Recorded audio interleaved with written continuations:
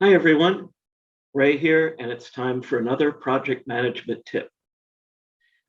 Let's talk about why it's important to over-identify stakeholders. Leaving a key stakeholder out of the project decision-making can have consequences. Stakeholders that are affected may have an interest in or power over your project. If left out, they may not care, but some may have hurt feelings, or worse yet, want to cause harm to your project. It is always better to over rather than under identify stakeholders. You can always remove someone from the list, but a late add can cause issues. Project professionals use what's called a power interest grid to determine how to manage stakeholders best. The power interest grid puts stakeholders into 4 quadrants based on their power and interest levels. And of course, as a tool, it helps you make sure that you're identifying all the stakeholders. The quadrant the stakeholder belongs to advises how to manage the stakeholder best. So for the low interest, low power quadrant, track these stakeholders. Make sure you correctly identified their power and interest level.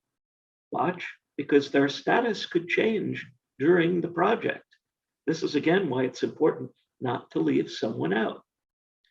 Low power, high interest stakeholders need to be kept in the loop. Ensure they receive the right messages in the right format at the right times for their group. High power, low interest stakeholders need to be satisfied. Conduct periodic reviews or surveys to determine their satisfaction levels. Ignoring a high power, low interest individual can lead to unforeseen project issues. They may use their power and influence to attempt to address their dissatisfaction. And finally, high power, high interest stakeholders need to be engaged. They need to be consulted, given tasks, involved in the project in some way.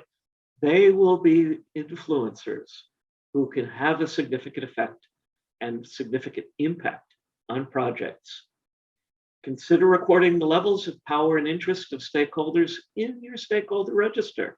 A periodic review is critical as levels of power and interest in the project can change over time. Thanks for listening. Hope you've enjoyed this video. See you next week for another project management tip.